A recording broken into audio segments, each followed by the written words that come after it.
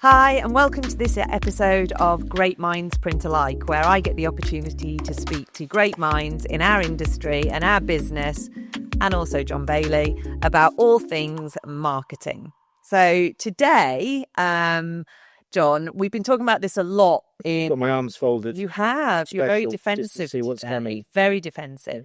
So we've not prepped this in any way. And I was thinking... Have we prepped the others? No. Okay. I was thinking yesterday about subjects that are close to our hearts in our organisation and things that we're talking about a lot at the moment in the business. Mm-hmm. It's a pretty broad subject, but I wanted to talk today about customer excellence. So it's something we are talking about in the organisation at the moment. How do we make our customer experience as good as it possibly can be? And we use this phrase, customer excellence, all the time. So I'm going to ask you a really broad question here. What does customer excellence mean to you? I don't think it can be answered that simply because it's a huge topic. Yep. But for me, it's all about the advocacy model. Okay. So you know, when people say to me, it's okay, I've spoken to that customer, they're happy. It's not good enough. Not good enough. Yeah. A happy customer is 3 clicks away from finding a new supplier. Yeah. Today, a second away on ChatGPT from finding another supplier. A millisecond away from being able to move their work somewhere else because they're just happy, right? And happy is not good enough. Okay. It used to be okay. It's not been okay for a long time. Jump up the next level when you want loyal customers, but actually 15% of those that say they're loyal to you are loyal. Yeah. And the rest are lying to you. Really? Yeah. Okay.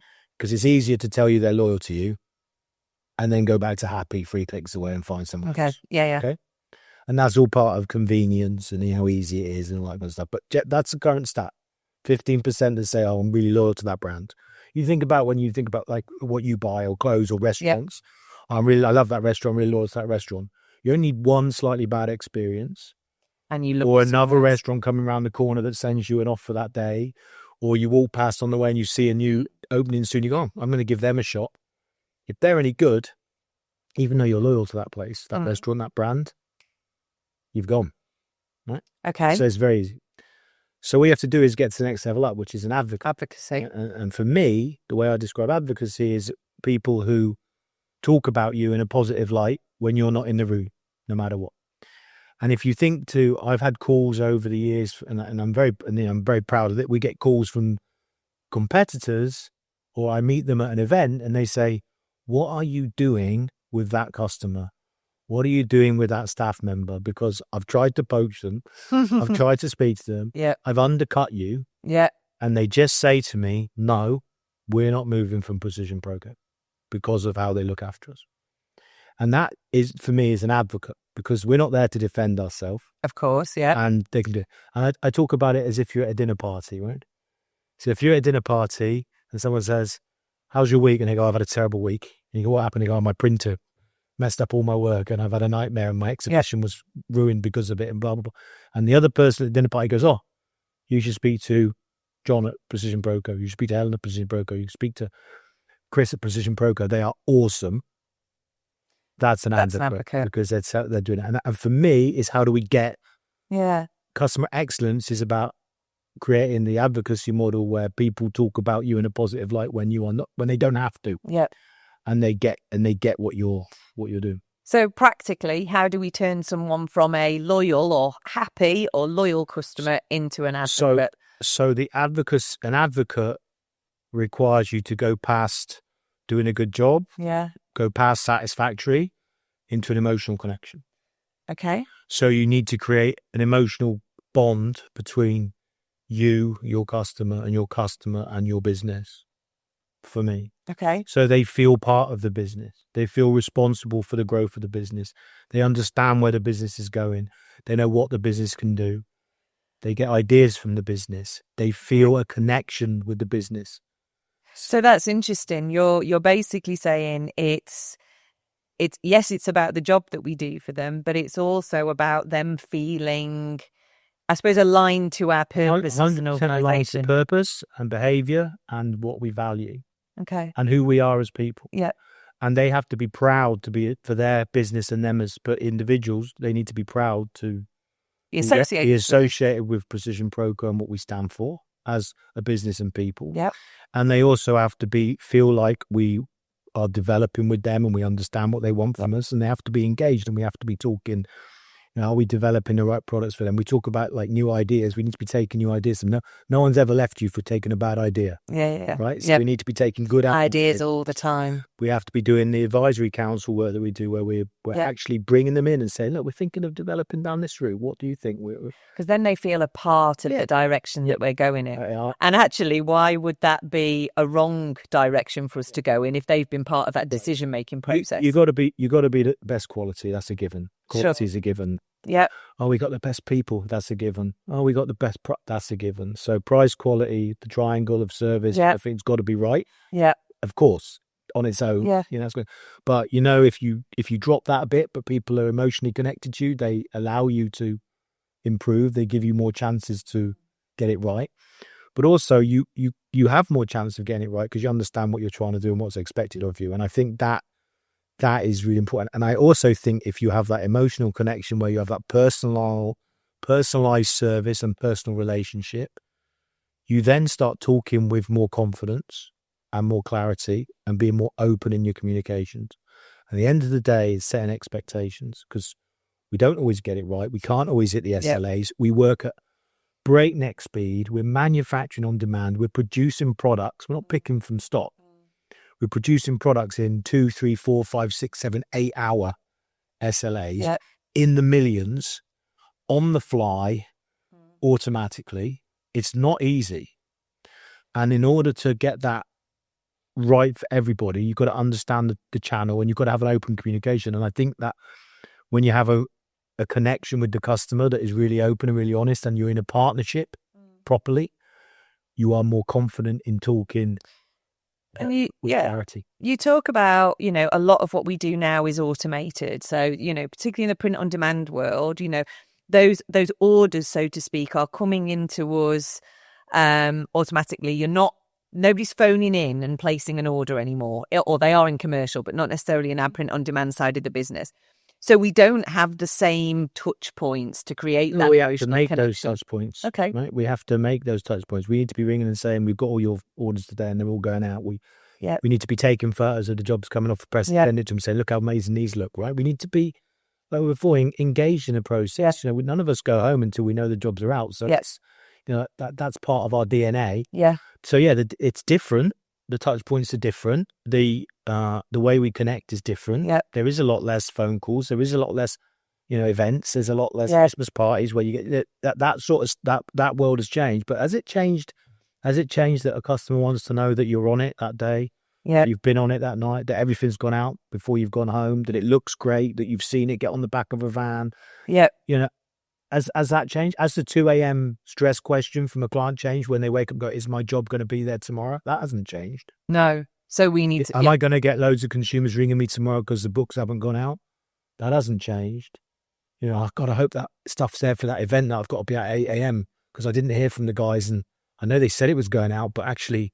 Did it? In 5 hours' time, is it actually going to be sat at Excel waiting for me because I've got a stand to do and I've got 20,000 people turning up? That hasn't changed. I like that. So customer excellence is about removing the 2 a.m. Yeah, 100%. The 2 a.m. thought, the 2 a.m. panic. 100%. Yeah. I sleep easy. Why? Because I use Precision Proco. Yeah. I don't wake up at 2 a.m. with a panic because I got a phone call at 6 saying I saw it. It's gone there. I've double checked it. It's there. I'm going to be up at 6 to make sure it's there. And it's like, it's 100% about sleeping. So customer excellence is all about communication. A big chunk of it. Yep. Okay, and therefore that sits with client services and sales, or does it everybody? Okay, everybody, the whole business. I was feeding you that question. Thank you. By the way. I appreciate it. No, it obviously fits for everyone. Customer service, account managers, account directors, salespeople, of course, they're the facing people who have to deal with the customers, but they cannot do their job if the communication is not throughout. Everybody is responsible for account management, customer service, and customer excellence in the whole organisation. If someone on the shop floor right down the bottom corner doesn't put the right card in the right envelope, that's a problem. Yep. Right? If someone in the warehouse sees a box at 5 p.m. that they think should have gone at 4 p.m. and it's still there and they don't do anything about it, that's a problem. It's their job to flag that up.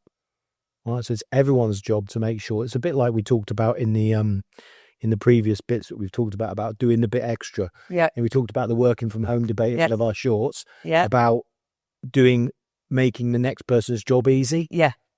That's the same thing. It's like we need to all take responsibility. And all the stuff we do on that, the showing the brands and the TVs, the educating everybody into why it might only look like 200 invites for a new event, but actually it's part of a huge launch of a brand, and the importance of that one piece of paper is as important as the million pieces of paper that are here. And that's what I see part of my job is, as marketing and internal comms, is making people or enabling the team to understand the importance of that piece of paper. So you did a post on LinkedIn yesterday, which was about why do you care so much about internal comms and the culture of the team? Yep. This is why. Absolutely. We need everybody, all the 500 plus people, to understand the critical nature of that parcel being there correct on time for when that person goes to the event. Yeah. And people need to be assured that that's going to be there. And so this whole understanding how we do what we do and the behaviors and the values around it, customers need to see that, right? Because they're going, why should I use Precision Proco over these other people with similar price and similar kit, and they say they do the same stuff? Well, I'll tell you why I'm going to use them, because they give a shit. And I know that if my job gets halfway through that process, I know the guy or the girl who's working on the guillotine notices there might be something that's not to the quality, they will flag it then. It won't get to the end of the process before that happens, because everybody in that process has the same level of care about what we do. Yeah, everyone has to take responsibility for that. And that is a mentality thing, and a behaviour thing. And everyone's got, good enough is not good enough. That'll do is not acceptable. Yeah. And it's easy to creep in because we're busy. Everyone's so busy. So it's about getting everything processed right to minimize that risk. Yep. But not removing, not removing creativity through process. You got to have process in to scale, because you can't do what we do without process. But the minute you make process over creativity and the creativity and process gap crosses over, you're in trouble. Okay. So you've got to process everything, but you've got to allow the creativity of the people. And that's not about as in traditional creativity of designing something or coming up with a new idea. That's creative thinking. And it says, I know this process is correct and I'm supposed to do this, and scan this and put it in a box, but that doesn't look quite right to me. Yeah. And so I'm going to flag it. Yeah. Even though it's against the process, I'm going to flag it. Yes. And so it's about getting that balance right. Okay.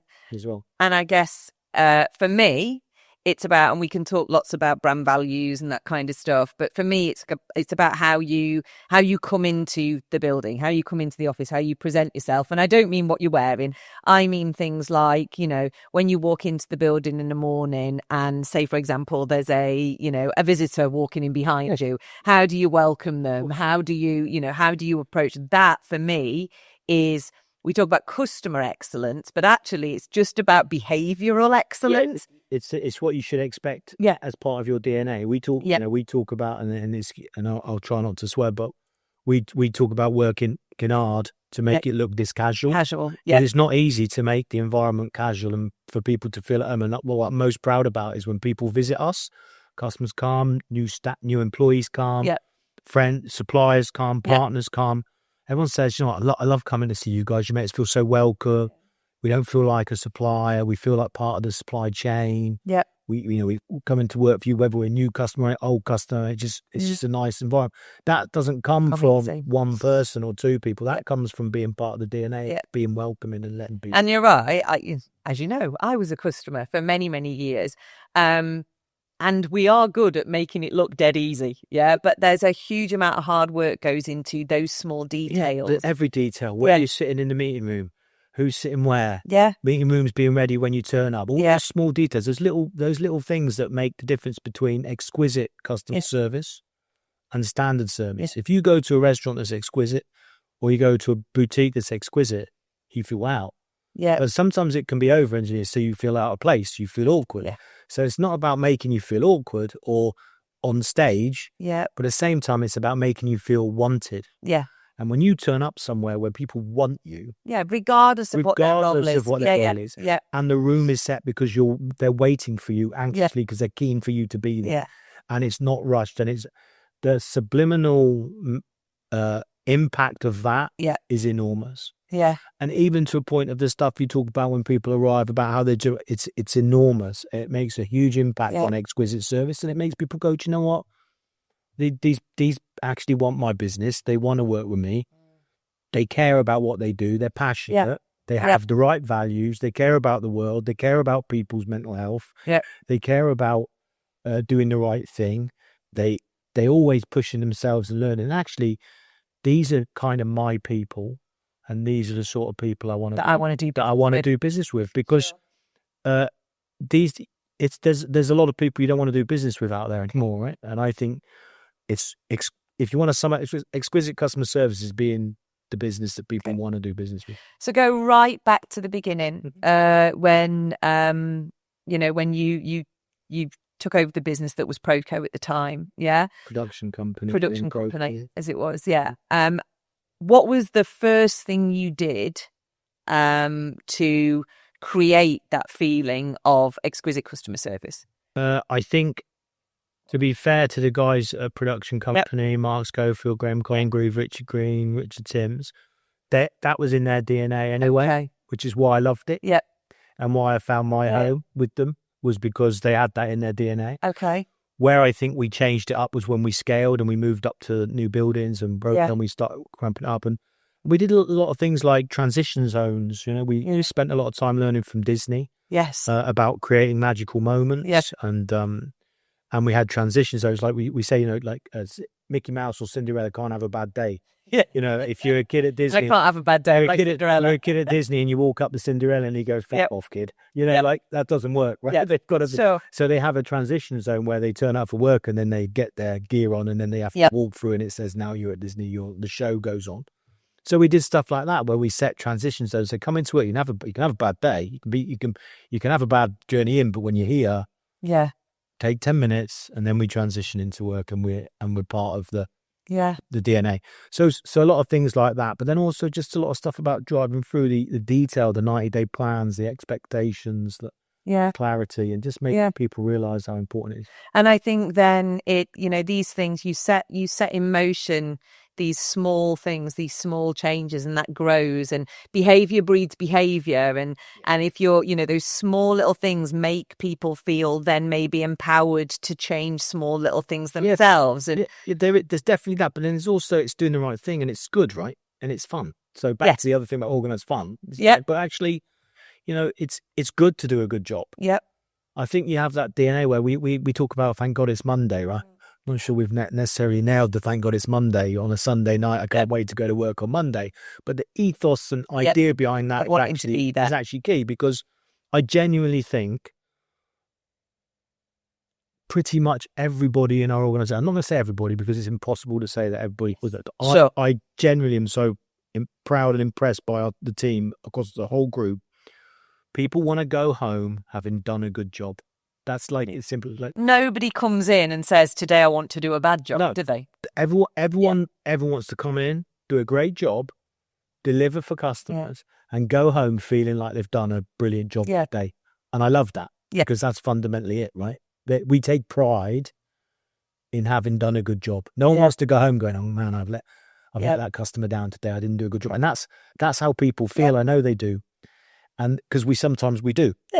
Now, the time it stops when people go, "I've let that customer down today, but it doesn't matter, I'm going home anyway," is the time we've got a problem. Yeah.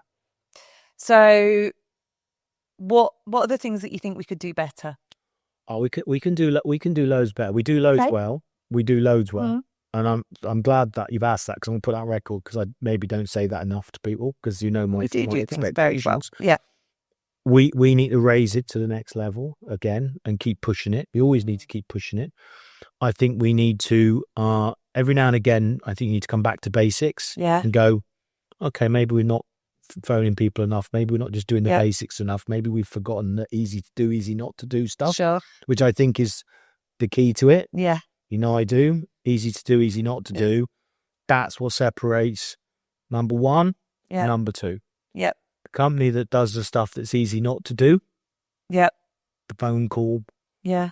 the 1 minute back on an email, the thank you for your order, it looks great, it's gone out, I hope that event goes well. Yeah. How was the event yesterday? How was the weekend event? Would the books go down well for that event? Yeah. The ones Going beyond the transaction. The ones that do that stuff, the small thoughtful gifts, actually thinking about how do I make that customer feel great today? That's the easy not to do stuff. Yeah. And I think we do that pretty well, but it's a constant. It's like it's the old analogy of the kids cleaning their teeth. That's how I see the business, right? Okay. In that my kids know they need to clean their teeth. Now they do, by the way. Yes, they're pretty much grown adults now. They're all adults now, so they do.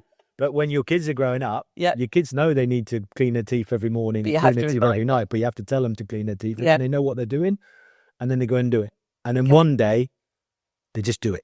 And you go, my work here is done. Okay. But it's the same with this sort of stuff, because everyone's busy. Some of us have to keep making sure we don't let up on those standards and keep reminding all of us every day that we need to do it. And the more of us that do it, and that's what I love about our organization now, is we have the majority of everybody is in that same mindset. And that's why I think we get the momentum we do. Okay. What do you think marketing can do better when it comes to how long have we got? That's very cheeky. But go on. I think marketing can do more about sharing what we believe in and how we do business around here externally. Yeah. I mean, they do already, but I think we can do more of that. Yeah. I think we do a great job internal comms wise to build that culture.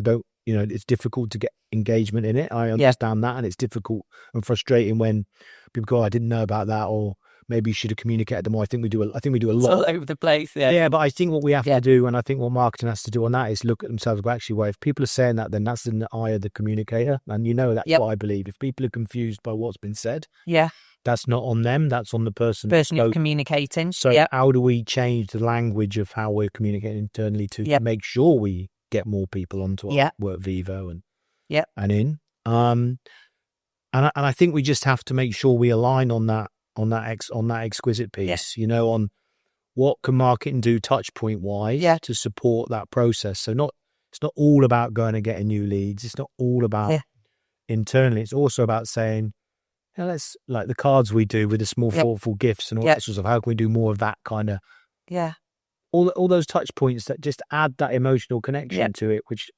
they may not get a value, they may not get an instant return, they may not drive a sale, they may not suddenly convert an ROI number, whatever. If actually, do you know what, if they've made that person sit at their desk and smile and associate that feeling with working with us, I think they could do that. I like that. We could change my job title to Chief Happiness Officer. We could do. Something like that. Yeah, we can do that if you want. Chief Organised Fun Officer. Yeah, Chief Organised Fun Officer. Okay, thank you for that insight, Jon. That was really interesting to hear what you think excellent customer service looks like and feels like in an organisation. That concludes this episode of Great Minds Print Alike. If you have any subjects that you'd like Jon and I to discuss, or any people that you would like us to chat to about certain subjects, please let us know in the comments below. See you next time.